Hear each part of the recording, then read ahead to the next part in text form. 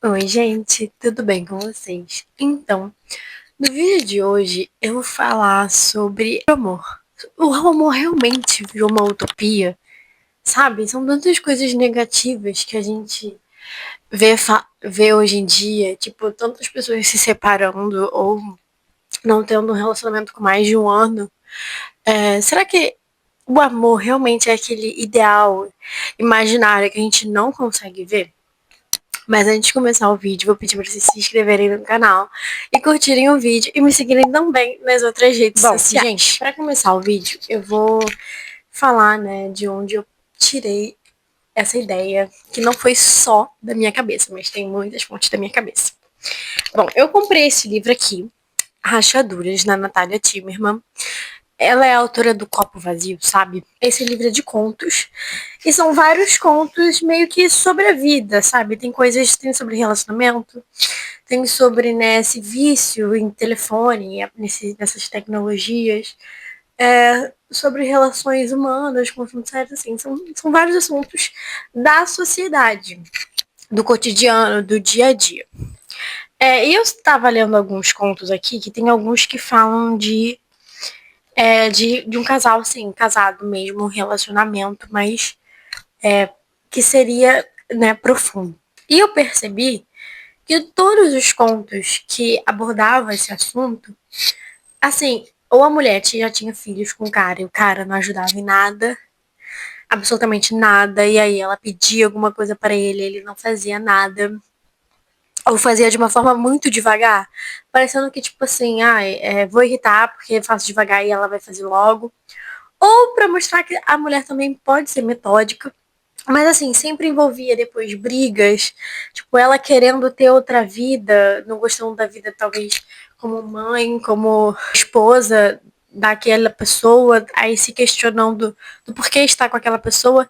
Todos os contos que mostram essa relação, que seria uma relação familiar, mostra assim, o homem sendo babaca, falando que a mulher é insuportável e a mulher querendo fugir e largar tudo para trás. E aí eu comecei a pensar sobre esse momento que a gente está passando na sociedade, em que as pessoas são tão, mas tão individuais, que meio que não sabe, mas está no coletivo. Por exemplo, até a modernidade, isso começou muito com a modernidade, e muito mais evidente depois da Revolução Francesa, que você passa a ser um sujeito mais individual, você passa a olhar para o eu. Mas até isso, a gente pega povos originários, a Grécia Antiga, tudo era muito coletivo. Você não pensava só no eu. Porque também tinha um pouco da questão do eu, mas você pensava no seu eu na sociedade. Eu acho que recentemente na internet a gente vem falando muito sobre cada pessoa tem que ser individual, tem que ter os seus momentos. Porque eu concordo, as pessoas têm que ser individual, você tem que ter algo que seja você, que só você sabe, assim, que é de você, da sua personalidade. Mas eu acho que as pessoas estão focando tanto nisso que aí quando chega no coletivo, entre você e outro alguém, você acaba desvalorizando essa relação com outro alguém por querer focar em você mesma. Então eu fiquei pensando muito nisso, porque falando sobre aqui relacionamento, tudo tá sendo muito negativo. A gente vê muito mais pessoas, assim, separadas, tipo, divorciadas, assim, dos pais dos meus amigos. Eu acho que eu tenho, sei lá, duas amigas que têm pais casados.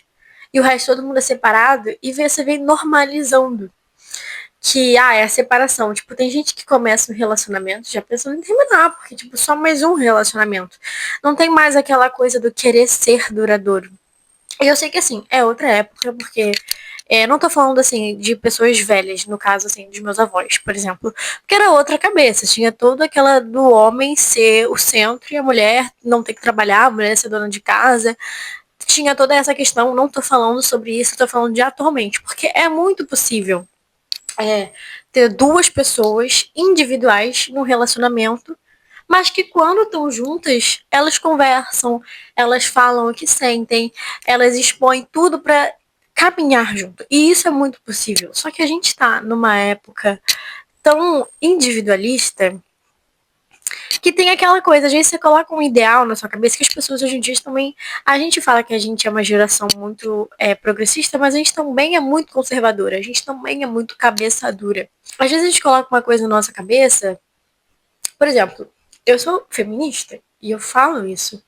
Só que tem toda aquela onda mais radical do feminismo, que assim, ai, ou você tem que ser lésbica, ou você não pode ter um namorado homem, você não pode querer que um homem seja mais do que você. E sabe, às vezes você coloca isso na sua cabeça e você fica tipo assim, nossa, mas eu não posso passar por isso, porque senão vai contra os meus ideais. Mas não necessariamente, sabe? Você pode, assim, querer ter a sua igualdade, querer garantir os seus direitos e correr atrás disso, namorando um homem. E tá tudo bem. Eu não sei se vocês já viram o filme Sorriso de Mona Lisa. É um filme muito lindo, fica de recomendação pra vocês também. E ele fala sobre uma mulher que ela vai ser professora numa faculdade, assim, muito rígida, muito até ortodoxa, só para meninas nos anos 50. E ela vai dar aula de história da arte. E as meninas, no começo, meio que, tipo, humilham ela, falando que ela já sabe de tudo, porque elas já estudaram tudo. E a professora, nos anos 50, foi da arte contemporânea, que naquele caso era meio um abstracionismo, concretismo, era meio que isso. Que tinha até as obras do Pollock. Ela não era casada. E era muito esquisito que ela já dava essa arte contemporânea e não era casada, e numa sociedade que, assim, as meninas nessa faculdade tinham aula de boas maneiras para como se comportar com o marido e todas elas já estavam casando. Como que a professora, que é mais velha, não tá? E aí essa professora tem já toda esse perfil que as alunas veem. E quando ela é pedida em casamento, porque ela tem um namorado, mas eles namoram à distância, ele meio que vai pra onde ela tá pra pedir ela em casamento, ela recusa. Porque pra ela é essa professora que passa a arte contemporânea e é solteira, ela não pode ser casada. Só que assim, dá pra você ser os dois. Mas ela não queria ter esse padrão. E eu sinto que a sociedade, hoje em dia, também tá muito nisso, de assim, ninguém pode ceder, sabe? Se você botou uma coisa na sua cabeça, você só pode fazer o que tá na sua cabeça. Você não pode repensar, você não pode ceder. Isso é muito autocrítica pra mim em algumas coisas, porque eu tenho um pouco disso. Às vezes eu coloco uma coisa na minha cabeça e nada pode mudar. Porque eu já coloquei na minha cabeça. Mas, sabe, não é assim. Na prática, não é assim. Até porque, vamos supor, tem um casal, cada um tem a sua vida e tal, mas quando eles estão juntos, uma pessoa quer uma coisa X e outra quer uma coisa Y e ninguém cede. Ninguém cede um pro outro. Sabe? Também não funciona. Vai ficar duas pessoas, cada um querendo se impor um sobre o outro. Não tem um coletivo. Alguém tem que ceder. Eu também não tô falando que é sempre a outra pessoa que vai ceder para você. Não é assim. Mas é uma troca. Às vezes, numa situação, você não quer fazer coisa X, mas o seu parceiro quer, e você ama, você gosta desse parceiro, você vai ceder. E vai acontecer também que você vai querer fazer alguma coisa e seu parceiro vai ceder pra você. E é isso, sabe? É esse coletivo, é você ter a noção de que nem tudo é sobre você. Nem tudo você tem que fazer só porque você quer ou não fazer porque você não quer. É toda a questão de troca, mas eu acho que assim, as pessoas são muito individuais, então fica muito difícil isso acontecer porque cada um tá focando só no que quer. Não tem mais esse pensamento no coletivo. E assim, não dá pra você se perder também. São várias camadas isso. Você também não pode fazer coisas assim absurdas, uma coisa que é totalmente contra a sua personalidade. Seu parceiro sabe disso. E mesmo assim quer que você faça. Aí também a gente tem pontos de caratismo. Mas numa situação mais, sei lá, relacionada a, quero ir no cinema, não quero. Almoço de família. Às vezes tudo bem você não querer ir no almoço de família da outra pessoa, mas você vai. Você vai porque você ama, você vai porque você quer manter. É toda uma questão de alimentar o relacionamento. E eu sinto que no livro, nenhum dos dois queria mais alimentar. Só tem um conto que eles meio que queriam, e aí no final é meio que uma. Como é que eu posso dizer? Uma reascensão, não sei se existe essa palavra.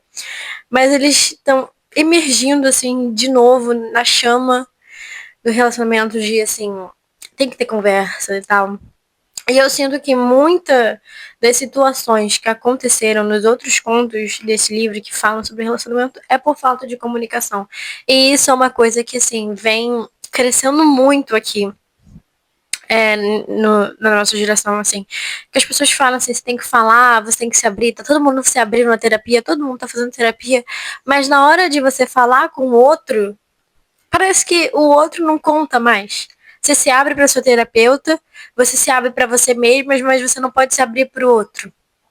E isso faz muita diferença, não só em relacionamentos amorosos, mas assim, amizade, familiar. Falta isso. Às vezes tudo poderia ser resolvido com uma conversa de 5 minutos, e aí você escolhe não conversar e vai se acumulando um sentimento, um rancor super negativo em você por meses. E aí você explode, e aí você grita, e aí você estraga a relação com uma pessoa que poderia ter sido resolvida em 5 minutos. Então, essa coisa de se abrir para você conviver no coletivo faz muita diferença. E eu sinto que, assim, nesse livro, Rachadores, ela não tratou isso. Ela poderia tratar do positivo. Eu entendi que, assim, tem muitas coisas, muitos contos negativos aqui. Mas ela coloca 3 contos aqui relacionados a relacionamento, e os 3 com exatamente a mesma temática. Não fica uma coisa muito legal, por ser temática diferente. E assim, tem coisas que são boas aqui também, então não faz sentido só ser os 3 negativos. A Natália Timmerman, ela é psiquiatra e psicoterapeuta. Então pensei, ela deve entender mais das relações humanas do que eu, uma mera mortal de 18 anos. Mas, como leitora, isso me incomodou porque, sabe, a vida não é tão negativa assim. Se você focar que todo relacionamento que você vai ter não vai ter conversa, ninguém vai se falar direito,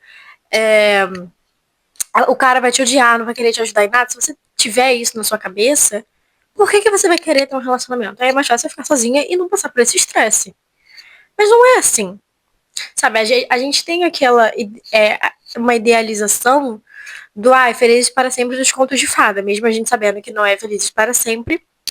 Dá para você manter uma amizade, com conversa e comunicação com seu parceiro, coisas que ela escolheu não retratar aqui.